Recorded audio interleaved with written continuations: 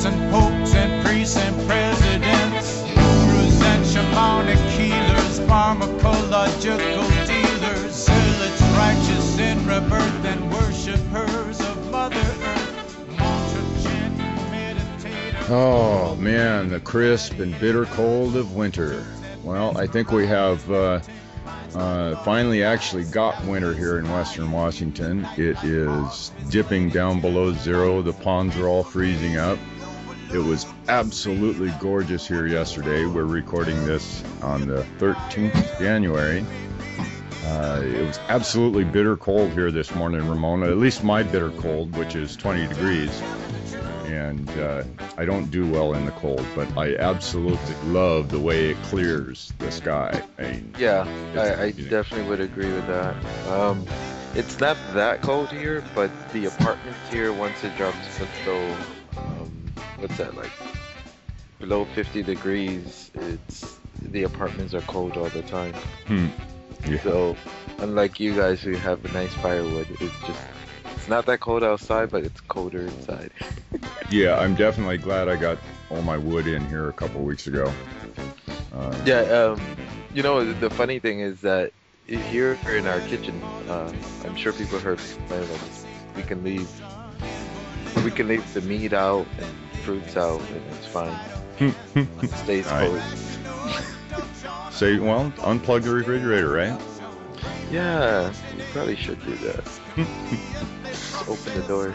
Oh, so you're listening to the 100th Monkey Radio with Tom and Ramon, and we've got a great show for you today. I don't know, we don't have any. Have you done anything in the news here this week, Ramon? I didn't put anything in. Yeah, I don't think we did. But let's see. We got the show over there on the Truth Frequency this week. We have Dr. Gibson coming back. We had him here on the website here, a month ago? Yeah. We've got him coming on the Truth Frequency show next week. And then after that, I believe, who we got after that? We have... after that, we'll have a really good one on Sean Michael Blackwell. Michael Tellinger on the 29th. On Truth Frequency. On Truth Frequency, right, yeah. But on our regular Sunday, we'll have Sean Blackwell. Sean Blackwell, yeah. We got a pretty good lineup. Sean Blackwell, then we have Michael Tellinger on Truth Frequency, then we have Lisa Royale, and we're going to have William Brown back. That should be interesting. We're going to talk about that couple over there in Russia with him that seem to have some interesting genetics going on, some stuff that way outside the standard normal physiological box. So yeah, just look up Carrie Cassidy. I think her second to last, because she does so many. It's hard to keep up with her interview. Yeah, that's going to be a good one. So, let's see. Tonight we have Mr. Dennis McKenna, or Dr. Dennis McKenna, currently holds an adjunct appointment as a senior lecturer and research associate in the Center for Spirituality and Healing in the Academic Health Center at the University of Minnesota. He recently accepted a position as senior research scientist in the Natural Health Products Research Group at the British Columbia Institute of Technology in Burnaby, BC. Dr. McKenna received his master's degree in botany from the University of Hawaii in 1979 and his PhD in botanical sciences from the University of British Columbia in 1984.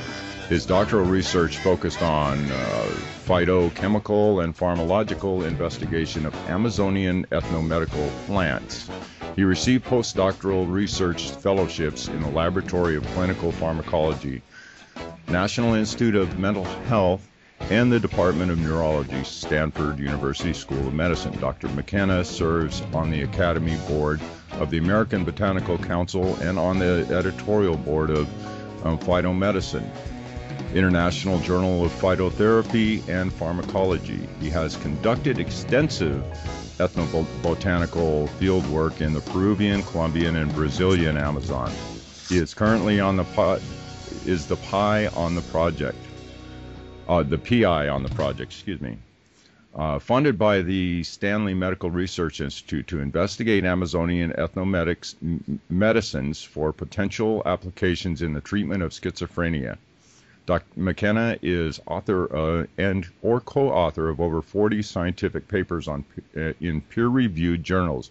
His publications have appeared in the Journal of Ethnopharmacology, European Journal of Pharmacology, Brain Research Journal of Neuroscience, Journal of Neurochemistry, Economic Botany. Boy, come on, spit it out, Tom. Alternative and man, when it goes, it really goes bad. Oh, gosh.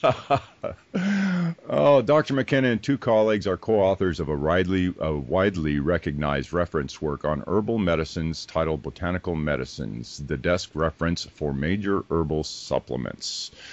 Welcome to the 100th Monkey Radio, Dennis McKenna.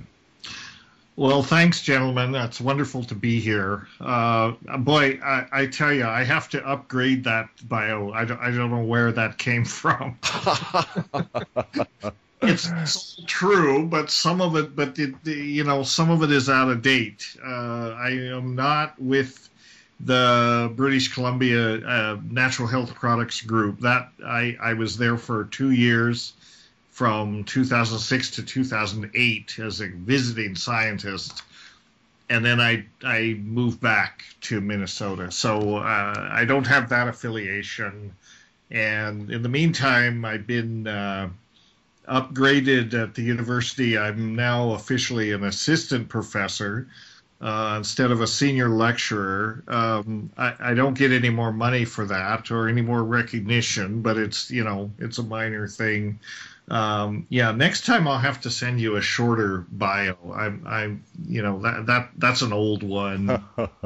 And it's too long. I mean, it's much too long. We won't have any time to talk if we go. on the bright side of things, it really probably didn't need a bio for you.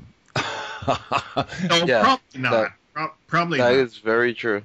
Yeah, but you left out the key piece of information, probably of interest to your listeners, which is that I'm the brother of Terrence McKenna, who's much better known than I am. But anyway, so yeah. Well, with that being said, I was telling Tom before we got you on, I said I'm so glad that the work that you and your brother started back in the 70s, that you kept going with it even after, because some people might have, after your brother passing, some people might have just, pushed that away or something, but I'm so glad that you kept running with it. You picked up and kept going.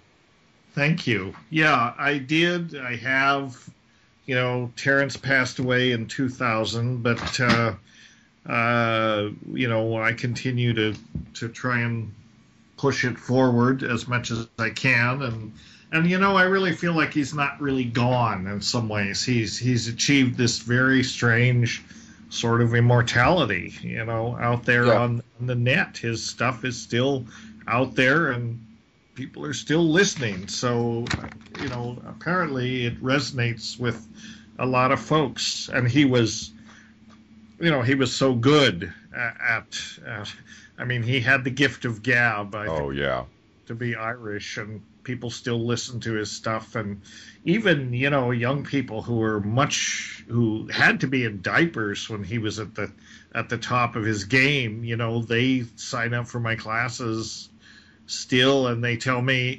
everything I learned, my education, I learned from Terrence. So, it's kind of interesting. He's got this weird, immortality on the net. He's still out there, very much out there.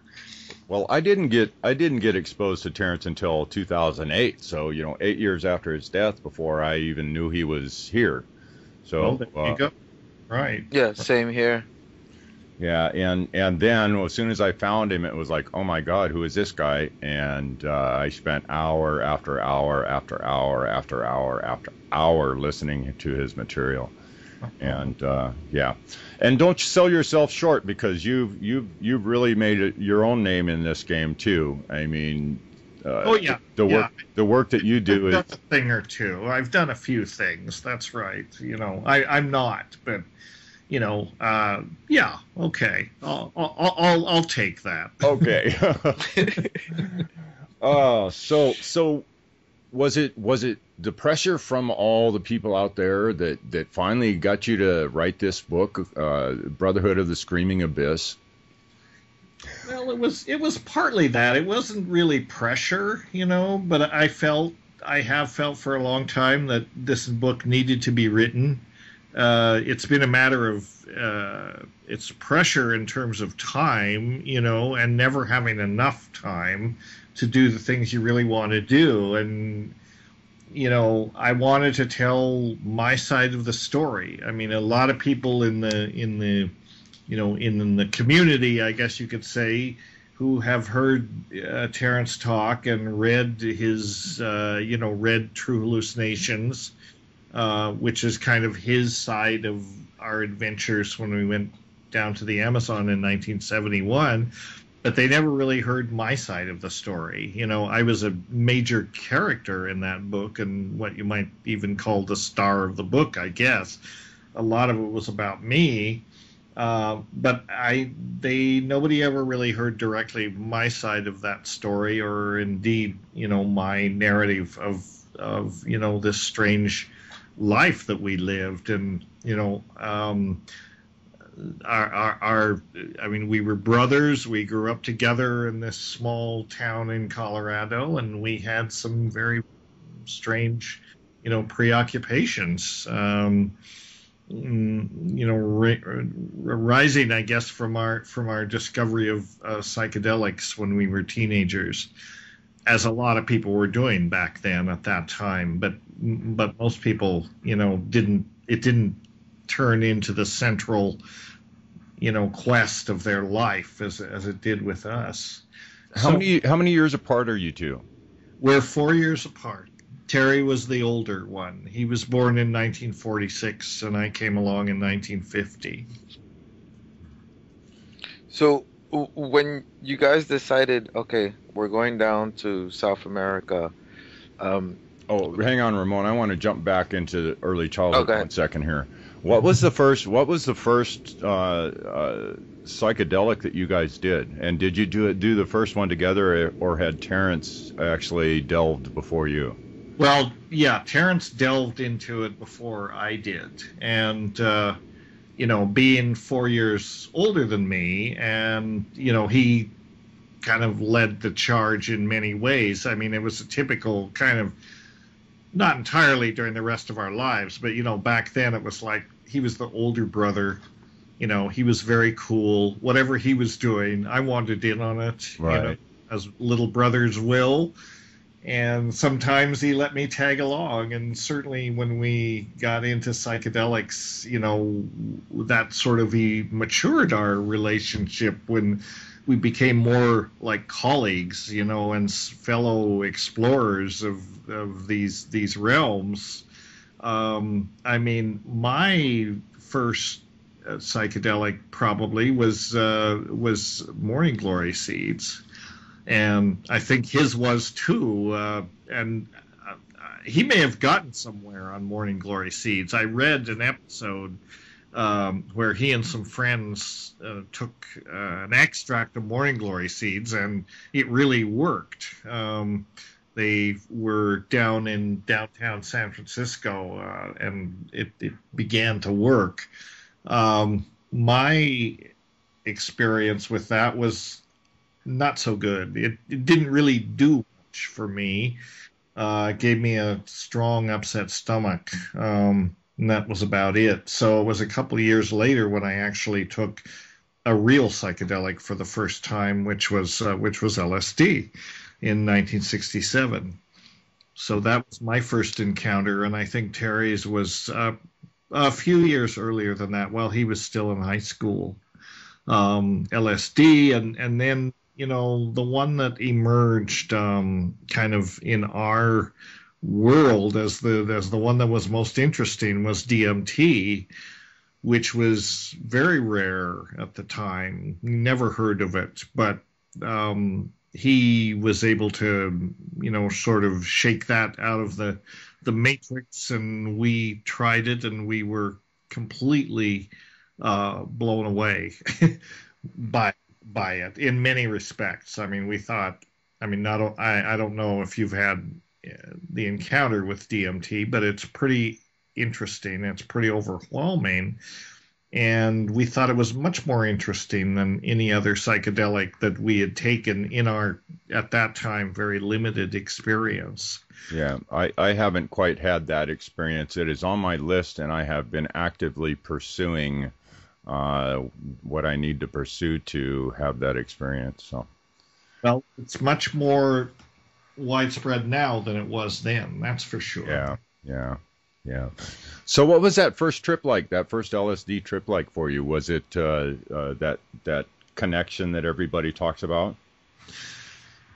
Well, I'm not sure. My first LSD trip was not exactly what I was expecting, but it was great. It was I was in Berkeley. It was the summer of 1967, the summer of love, and I was out there visiting Terrence, who by that time was he was a student at the University of California at Berkeley. He'd gone to high school for the last, in California for the last 2 years of high school. But when I went out to visit him, he had just started at Berkeley, and I went out there with a friend of mine from Paonia, the small town that we grew up in, and we managed to score a tab of acid off the streets. We had no idea if it was real or not, but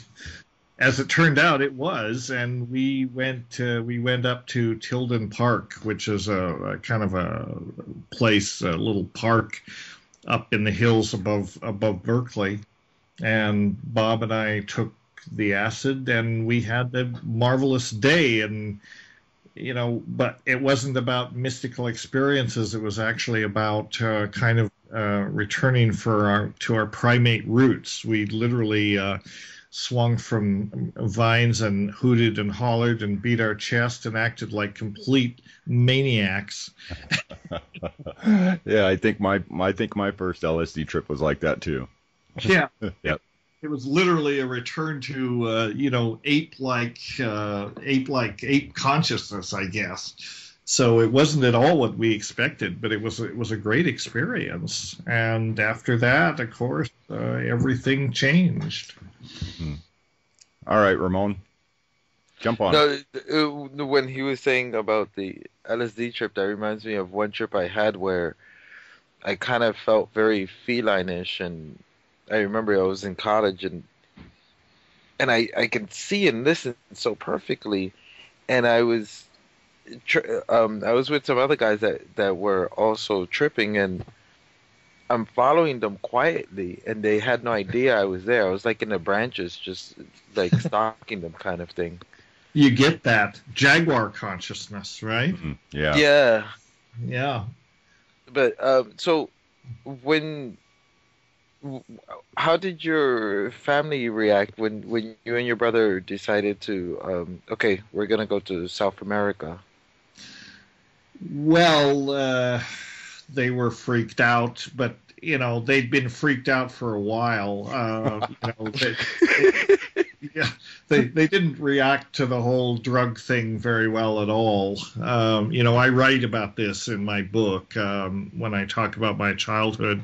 My mom was a little more open-minded to it, but my father was absolutely dead set against drugs of any kind, and there was no distinction in his mind between heroin and LSD. It was all bad. It was all garbage as far as he was concerned.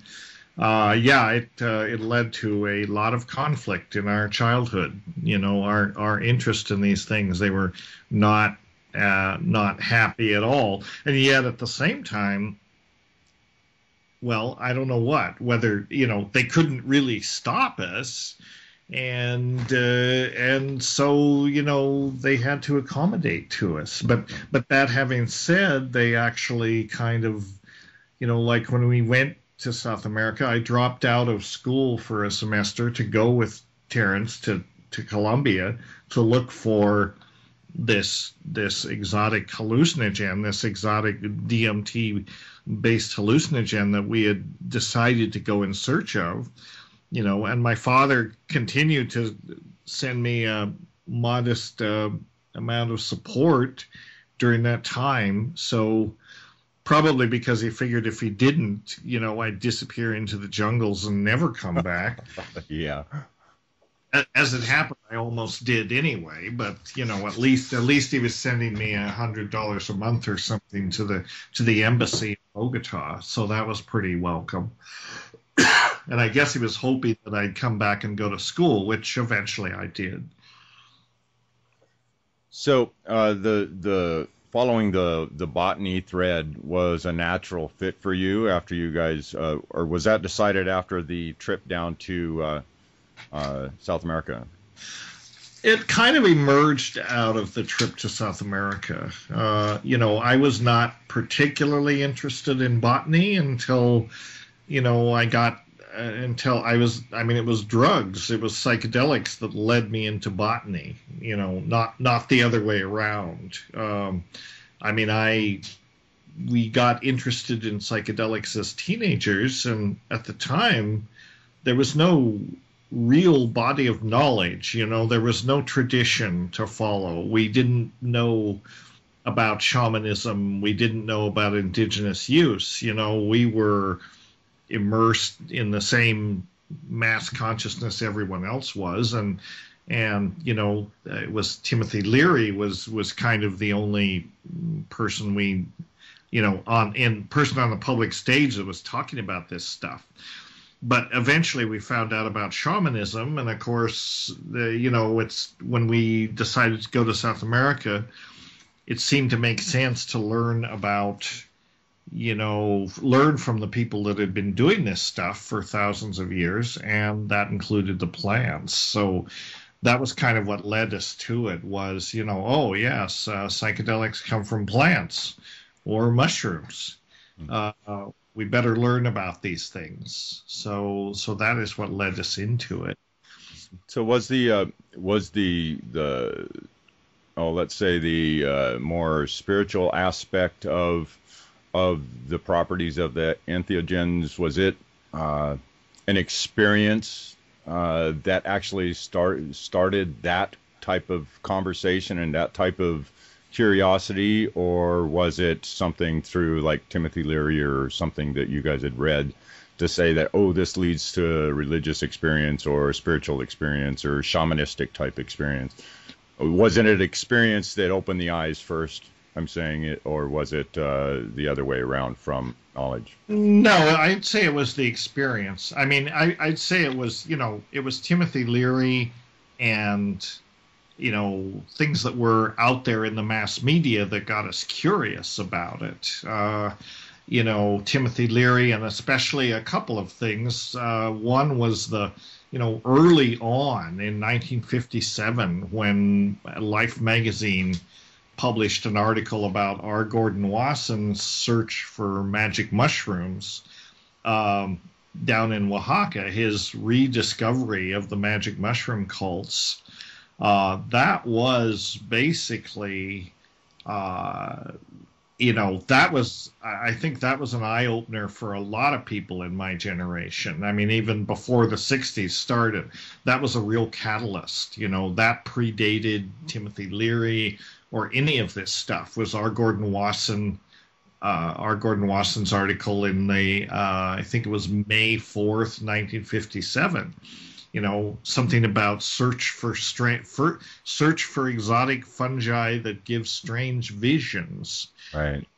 I can remember. I was only I was 6 at the time, right? So I didn't know anything, and but Terry was 10, and I can remember Terry, following my mother around the house, waving this magazine, demanding to know, what is this all about, Mom? She didn't know anything about it. Wow. But it was not, it wasn't presented as there was no cultural, negative perception about this stuff at that time. This was way before that. It was all about, this was presented as like an Indiana Jones, National Geographic type adventure, this exotic adventure to Mexico, this investment bank whose hobby was mushrooms, who went down there, and that was really, what keyed in a lot of people to the existence of psychedelics, and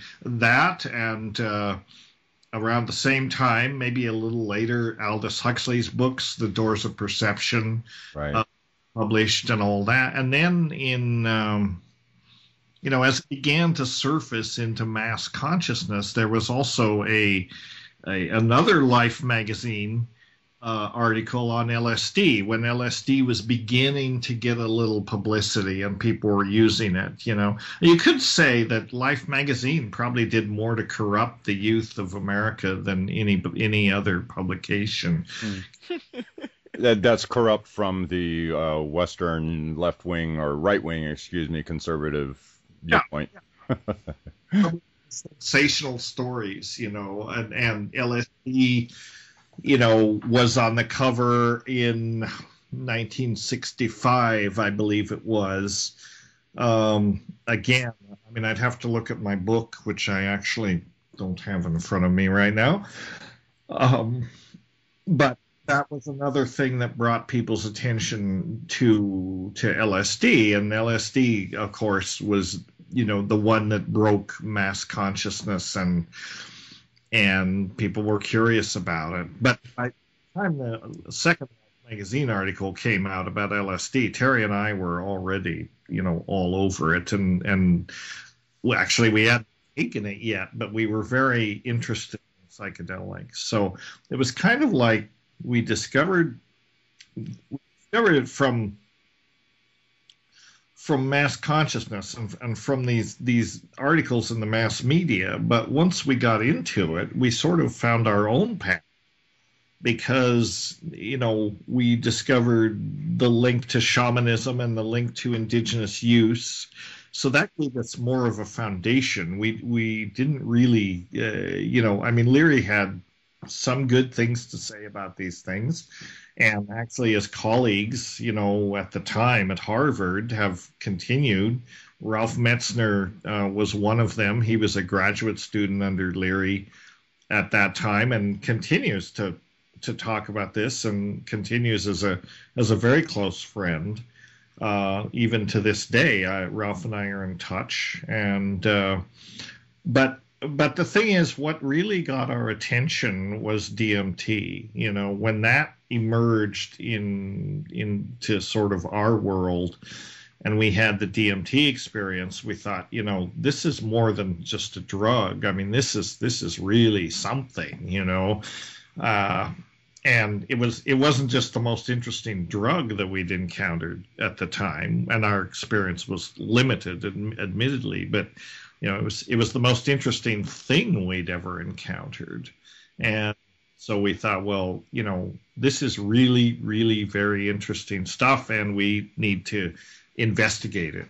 And that's what we did. We, part of our motivation for going to South America initially to look for, this Witoto preparation, which was called ukuhe, was we wanted to find a way to spend more time in the DMT state, because if you smoke DMT, it's very short. It's 10, 15 minutes max. And about all you can say about it is, holy cow, what was that? You can't bring much out of it. Yeah. So bringing back, is the memory affected coming back out of the DMT? It is. Yeah, it is affected. It's not so much that you can't remember it. It is that it's so, it's so overwhelming to the mind that immediately when you come down, you start trying to put it into a linguistic box. You start trying to explain it to yourself or characterize it, or, in some ways, it's so overwhelming to the understanding. The natural reaction is to try to tame it a little bit, I guess is a good term, by describing what happens. Well, the description always falls short of what really went on. So it's more a lack of a frame of reference. We don't really have a frame of reference here to compare. We don't have a frame of reference. So it's beyond language. And, but naturally we're creatures who try to conceptualize things. And so, the natural reaction is, again, to try to explain it to yourself. What was this? And that's where a lot of, these crazy descriptions come from, out of a desire to explain it to oneself, what it was. So that was part of our motivation. We thought maybe if we went to South America and looked at, we found this paper about this orally active form of DMT, which was called ukuhe, this very obscure drug prepared by the Witoto people. And, there was, in fact, an article by Ari Schultes, who was the famous ethnobotanist at Harvard, and it was called Virola as an orally active hallucinogen. And Virola is a genus of trees in the nutmeg family that are used widely in South America to prepare snuffs. And the sap of these trees contains high levels of DMT and related compounds such as 5-methoxy-DMT. And in most of the Amazon, or in large parts of the Amazon, the sap is extracted from the bark and dried down and prepared as a snuff. But the Toto use it as they make an orally active preparation out of it. So that's a little different.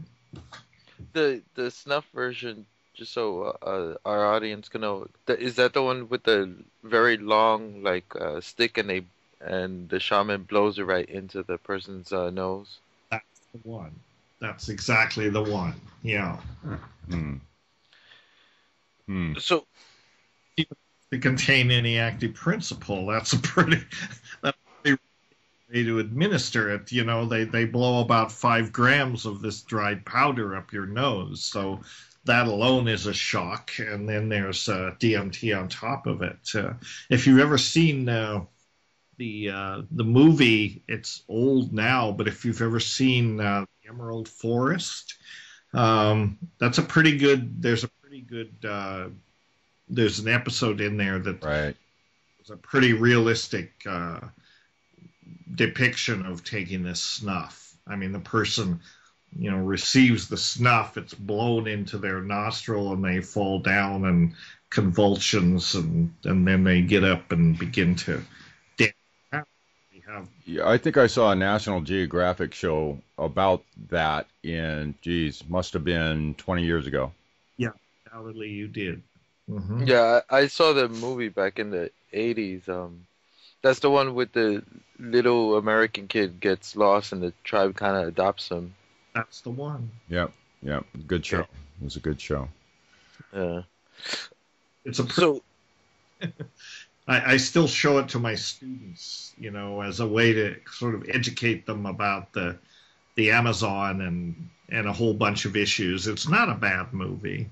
I mean, it's Hollywood, but Right. Yeah.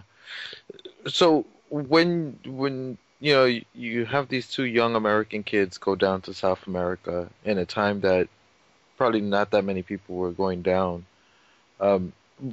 how did the people take to you? Did they take you under the wings right away, or did it take time for you guys to build a trust? Well,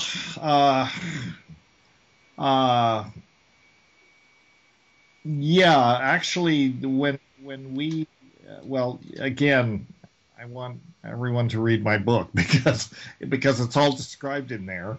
But when we went down, in the first place, we had no idea what we were doing. We thought we knew what we were doing, but we really didn't. We were just, we were off on a quest, the mystery, and we didn't know what the mystery was at the time. But the thing is, the focus on Ukuhe gave us a place to go, and we thought Ukuhe was the real mystery, and that would be a perfect orally active form of DMT, or at least an orally active form of DMT. That was the rationale for our trip. Well, but when we actually got to La Chorrera, and speaking of whether, we had encountered on the way in, we had encountered a Colombian anthropologist who was studying the Witoto, and he, we knew he was there. We had heard that he was going to be there, and actually he was the person that informed Schultes about this drug in the first place. So we sought him out. And he was less than happy to see us, show up. I mean, he was. We were a fairly colorful band. We'd stepped right out of Haight-Ashbury, so we had bells and beards and beads, and it was pretty. We were far more colorful than the people that he was stuck. And we show up and we start. We asked him about Ukuhe, and he was, amazed that we knew anything about it, and also appalled. And he said, you can't just go in there and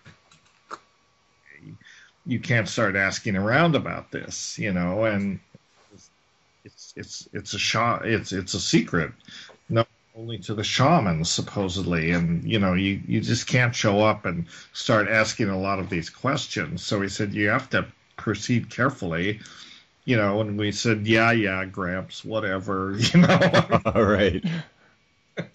It wasn't quite that bad, but we thought we knew what we knew, and we didn't know what we didn't know. But we continued on, and eventually we arrived at La Chorrera. And when we arrived at La Chorrera, we took his advice to heart in the sense that, well, okay, we thought we'll just settle in and make some connections. We can find this stuff. But when we got to La Chorrera, it turned out that at that area that, about 100 acres or more of the jungle around La Chorrera had been cleared for pasture. And they had brought in these white humpback Cebu cattle. Well, the cow pies of the Cebu cattle are the preferred substrate for psilocybin mushrooms, for specifically Philosophy cubensis, which are the big golden cap mushrooms that are the ones that are most widely cultivated now. So there were mushrooms everywhere when we got there. The pastures were literally dotted with these mushrooms growing out of every cow pie, and we had no experience with mushrooms. Nobody could get them at that point. They weren't something that you encountered in Berkeley. Nobody had figured out how to grow them at that point. I mean, in fact, later we contributed to that technology, but these mushrooms were everywhere, and we knew what they were. We had done our homework. And so we thought, well, great, these will be fun. We can use these while we're looking for the real mystery, in a sense. Well, it turns out they are the real mystery, not Ukuhe.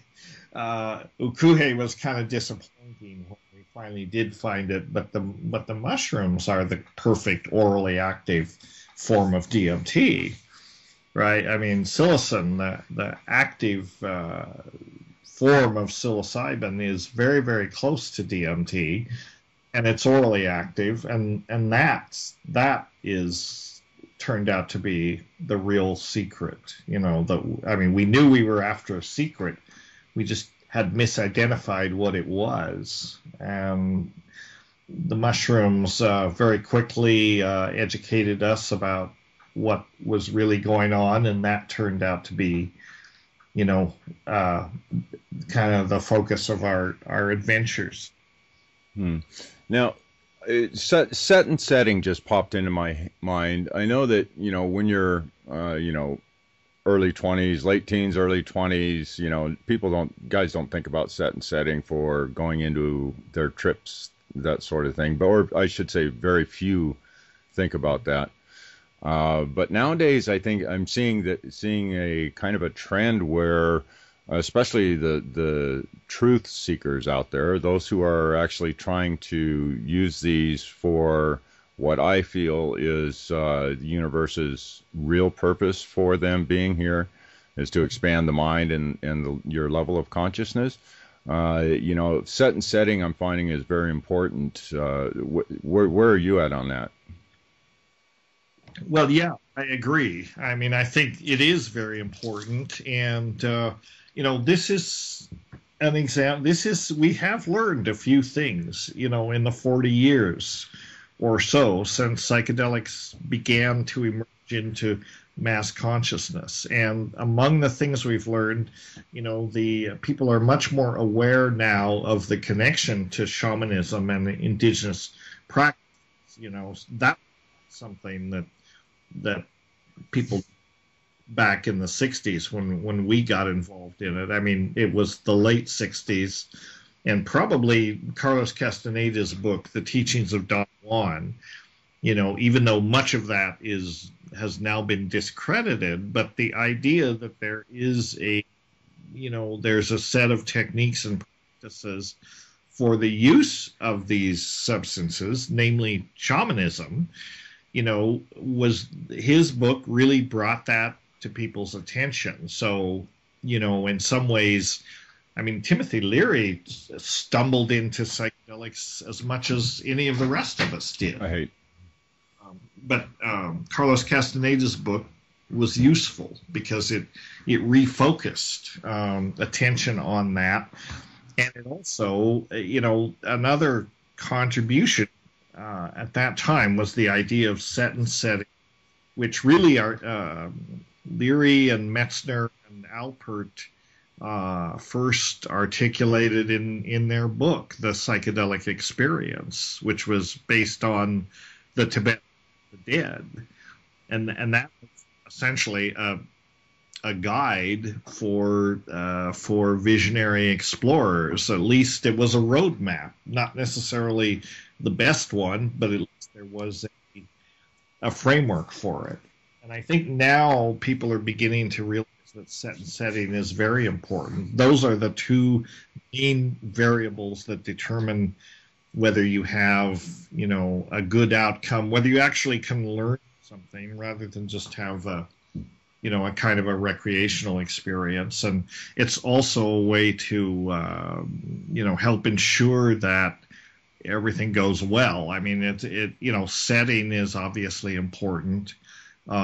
Just where you do it, the circumstances that you do it under, it requires a little bit of forethought, and that helps to ensure a good trip. And then the setting is even more important, and the set is basically your own mindset. What you bring to it, what your intention is. In a sense, everything you have ever learned, everything it all forms part of the set. And the more you can bring to the experience, the more you can get out of it. I mean, I remember my brother Terrence told me, don't take LSD until you've read Psychology and Alchemy. I thought, well, what the hell? Why do I need to read that? And actually, I ignored his advice. But in retrospect, I can see what he was talking about. A lot of stuff that came up, could be. You can make more sense of it if you have a conceptual sort of framework to fit this kind of thing into. So set and setting are really the two variables that you have to pay attention to. And people know this now, and they didn't know it back in the 60s. So what is this place that it takes you to? A what? These other realms or dimensions, what have you puzzled out through all your years and drawing on both yours and Terrence's experience? What have you determined that these places, say DMT, takes you to? Well, I still haven't determined it. I mean, you can't really tell. It seems like, I think this is one of the big questions. Is it showing you a part of your mind that normally is inaccessible? In other words, does this originate from within you, within yourself, and because it certainly doesn't always seem that way. Especially DMT and these kinds of things, it actually seems like another place, another dimension, if you will. There seem to be entities there that are intelligent, that are trying to tell you things, that actually are rather urgently interested that you get the message, that you get the memo, as it were, whatever it is that they're trying to tell you. And say it's either a part of the mind that is presenting itself as not part of the mind, as something separate from you, and that's what a reductionist would say, that's what a neuroscientist would say. A shaman would say, well, yeah, actually this is just a way to access, there is a realm of spirits, a realm of non-human intelligences, that everything is intelligent in the shamanic world, plants, rocks, animals, everything. And you can get in touch with these spirits in these altered states. And the shaman will say, to them, it's just very matter of fact. And they'll say, well, yeah, this is what it is. What did you think it was? So what's the most probably what was the most impressive or earth-shattering thing that you brought back from that realm, that you got out of that realm personally? Well, I guess you have to, if you have to read either. You have to read our books, either Terrence's book, True Hallucinations, or my latest book, The Brotherhood of the Screaming Abyss. We cover a lot of the same territory, and then the one we wrote much earlier than that in 1975, which was called The Invisible Landscape, was an effort to try and make sense out of what happened to us when we went to La Chirera, because when we went to La Chirera and had these experiences with the mushrooms, it essentially downloaded to us a lot of what we thought was insights at the time about the nature of reality and the nature of time and certain what you might call shamanic operations that we could do to bring about a dramatic effect, which essentially amounted to a kind of a psychic neural surgery on ourselves I don't want to spoil the plot, but have either one of you read any of those books? I have read True Hallucinations. Okay. Well, that's good. That's the place to start, because Invisible Landscape is kind of a heavy sledding for a lot of people. I mean, including myself, even though I wrote it, half of it. But it's an attempt to kind of put kind of rationalize it, put a framework around what happened. Whereas True Hallucinations is more the travelogue story, the adventure of our going there. But as you know, when we got there, we started eating a lot of mushrooms. Every day, probably much more than was wise, or We quickly got into this very peculiar cognitive state where it was basically that, we felt like we were either the mushrooms themselves or some entity that was speaking through the mushrooms presented itself, gave us a lot of peculiar ideas, and gave us some very specific instructions as to things that we might do to bring about a dramatic effect. And that became known in the annals of psychedelia as the experiment at La Chorrera. What have you ever experienced any interactive experiences where you've had a joint or a joint type of experience? Like telepathy? Like both of you finding each other in the same realm. Oh yeah, very much so. That often happens. That's not that uncommon with psychedelics in group settings, especially with ayahuasca. Which ayahuasca is the one that I have sort of. I mean, I continue to work with both mushrooms and ayahuasca, but ayahuasca more frequently, and it's not uncommon for people to have group visions or group hallucinations in social settings with ayahuasca. That lends a lot of weight to the reality of the experience. Indeed, it does. Yeah, it argues that this is not just something you're dreaming up. This is actually something that's out there, and out there, whatever there is, in some other dimension or some other realm. And, when we went to La Chorrera and had these experiences, one of the things that we very much wanted to bring back and eventually did bring back, one of the sort of, I guess, missions or priorities that we had was to find out if it was just completely idiosyncratic, or if other people had similar types of experiences.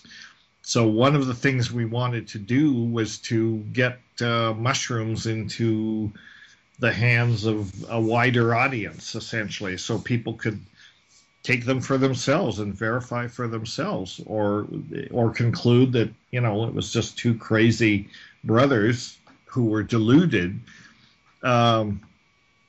But as it turned, so we helped to develop the technology for growing mushrooms, which is basically pretty simple, and put that out there. We published a book in 1975 called Psilocybin Magic Mushroom Grower's Guide, which one of the first how-to books on how to grow mushrooms.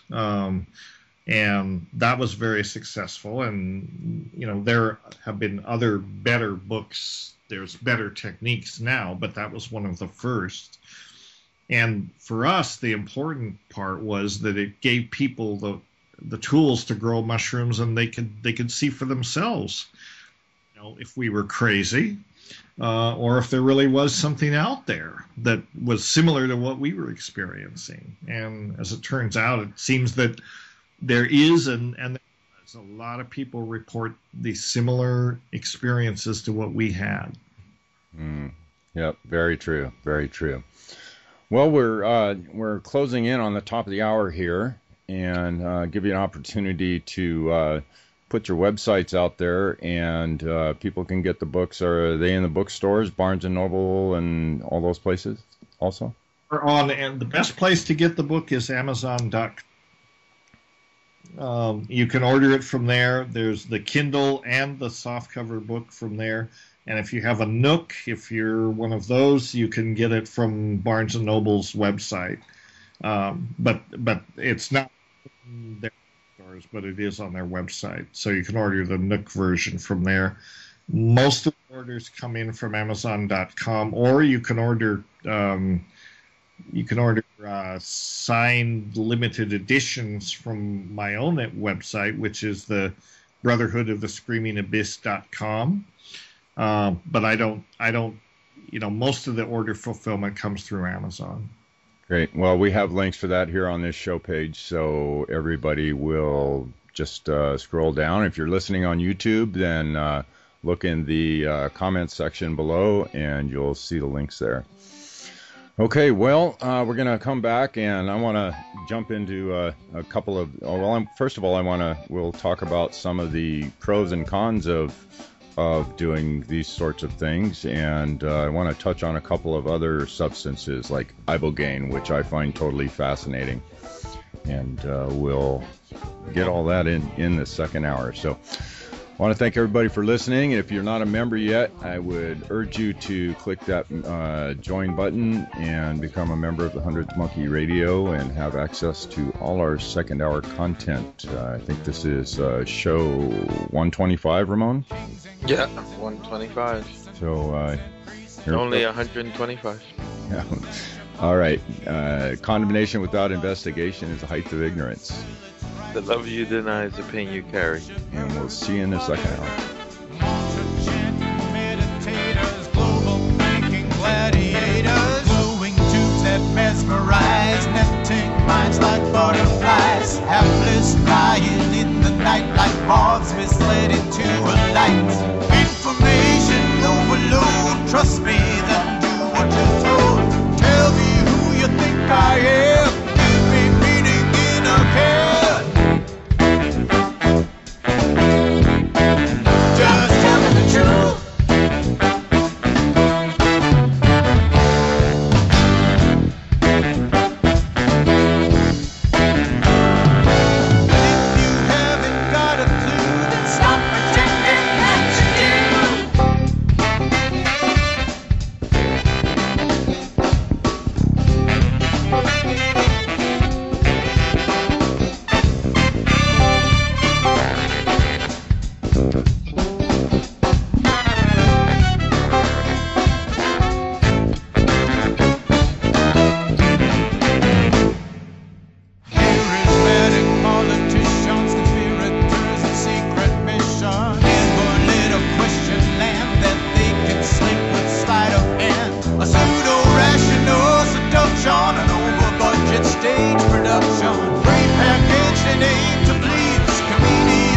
Process